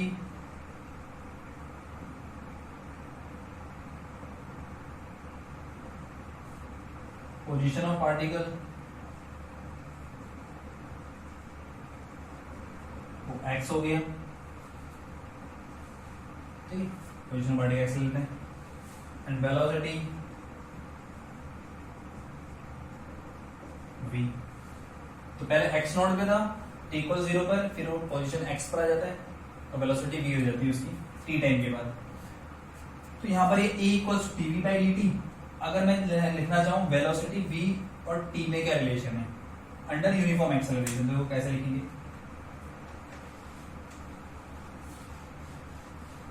यहां से dv इक्वल्स हो जाएगा a dt, ठीक है, एंड अगर इसको हम इंटीग्रेट कर दें तो सिर्फ इंटीग्रेशन का साइन लगा देंगे, ठीक। और यहाँ पर dv लिख रहे हैं तो वेलोसिटी की लिमिट आएगी, dv लिखेंगे तो वेलोसिटी की लिमिट आएगी, और यहाँ dt लिख रहे हैं तो टाइम की लिमिट आएगी। तो टाइम 0 था तो उसकी स्पीड क्या थी u, और जब टाइम t हो गया तो स्पीड हो गई v।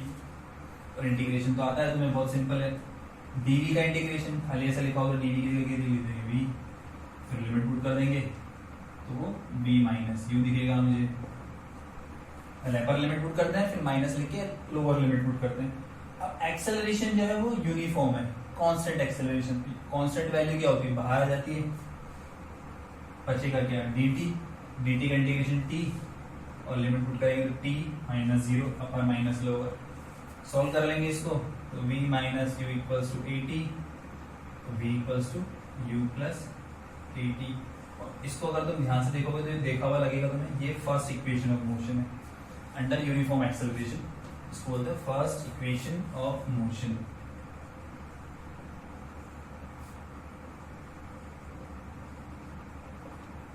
इसको हम इस तरह से फाइंड कर सकते हैं, ठीक है। अब एक रिलेशन होता है हमारा, ये तो फर्स्ट इक्वेशन की बात होगी ना। v इक्वल्स होता है हमारा क्या, dx by dt, instantaneous velocity, velocity at time t, v equals dx by dt। तो dx इक्वल्स क्या आ जाएगा यहाँ से v dt, और v का वैल्यू फर्स्ट इक्वेशन से लिख सकता हूं मैं, अभी थोड़ी देर पहले लिखिए, u प्लस at dt। अब फिर इसको यहाँ पर एक बार फिर हम क्या कर देते हैं, डिफरेंशिएट कर देते हैं।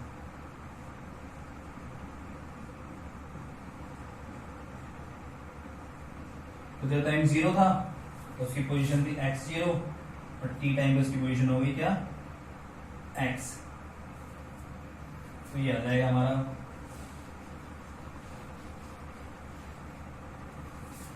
dx का इंटीग्रेशन x, लिमिट पुट करेंगे तो x माइनस x0, ठीक है। अब ये बीच में प्लस आता है तो तुम चाहो तो अलग अलग लिख सकते हो, तो u dt अलग आएगा, u कांस्टेंट है, इनिशियल वेलोसिटी जो रहेगी कांस्टेंट रहेगी, बचेगा dt, dt का इंटीग्रेशन t, ठीक है। फिर ये at dt होगा, तो a कांस्टेंट है, a एज इट इज आ जाएगा, और फिर टी स्क्वायर का करेंगे तो टी स्क्वायर क्या हो जाएगा, टी स्क्वायर बाय 2, पावर में मैनेज करते हैं उसी को अपॉन में लिख देते हैं, लिमिट पुट कर देंगे 0 से t। सॉल्व कर लेंगे आगे, x माइनस x0, पहले t की जगह t लिखेंगे, फिर minus 0 plus a by 2, t की जगह t लिखा, टी स्क्वायर, फिर 0 लिखा, 0 का स्क्वायर 0। सॉल्व करेंगे आगे, ये देखिए ut plus half at square, ये इनिशियल पोजीशन, ये फाइनल पोजीशन। तो इनिशियल माइनस फाइनल को चाहो तुम डिस्प्लेसमेंट लिख सकते हो,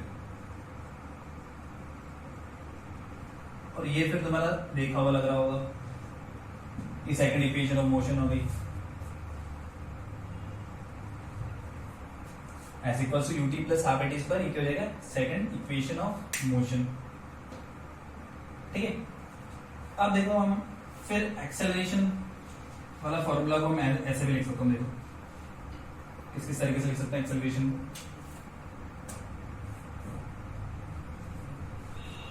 a equals to dv by dt, ये एक्सेलरेशन होता है। मैं क्या कर रहा हूँ यहाँ पे, थोड़ा सा जादू कर रहा हूँ। जादू क्या, जादू मतलब कुछ नहीं, v को हम ऐसा लिख सकते हैं dx बाई dt, v की जगह लिख देंगे dx बाई dt लिख देंगे, तो a को ऐसा लिख सकते हैं d square x upon dt square, ये एक रिलेशन होता है, इसको ध्यान रख सकते हो।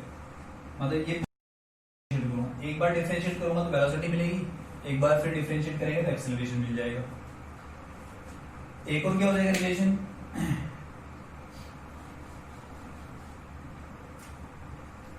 यहां पर क्या कर रहे हैं, dx से मल्टीप्लाई और dx से मैं क्या कर रहा हूं, डिवाइड करता हूं। अब मैं इनकी पोजीशन को इंटरचेंज कर रहा हूं, dv को उधर ले जा रहा हूं, dx को इधर ला रहा हूं, dx को लिया है इधर और dv को ले गए उधर, ऊपर वाले की पोजीशन इंटरचेंज कर दी। फिर dx बाई dt को क्या लिख देंगे, v इक्वल्स टू दिखेगा v dv by dx, equals to v d by d x. तो ये भी रिलेशन होता है, इसको तुम चाहो तो ध्यान रख सकते हो एक्सेलरेशन, वेलोसिटी और डिस्प्लेसमेंट के फॉर्म में। अब देखो यहां से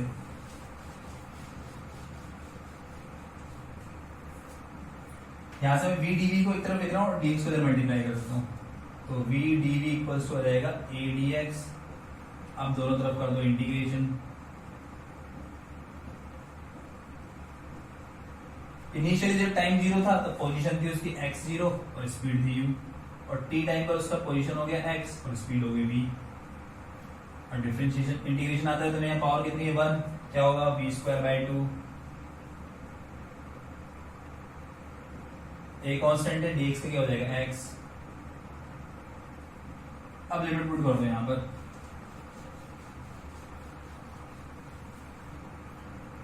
पहले v की जगह v लिखेंगे तो v स्क्वायर बाई 2, फिर v की जगह लिखेंगे u स्क्वायर बाई 2, x की x, फिर x 0। तो बाई 2 आ रहा है तो 2 को मैं क्या कर रहा हूँ उधर मल्टीप्लाई कर रहा हूँ, तो ये जाएगा v square minus u square equal to 2a x minus x naught, v square equal to u square.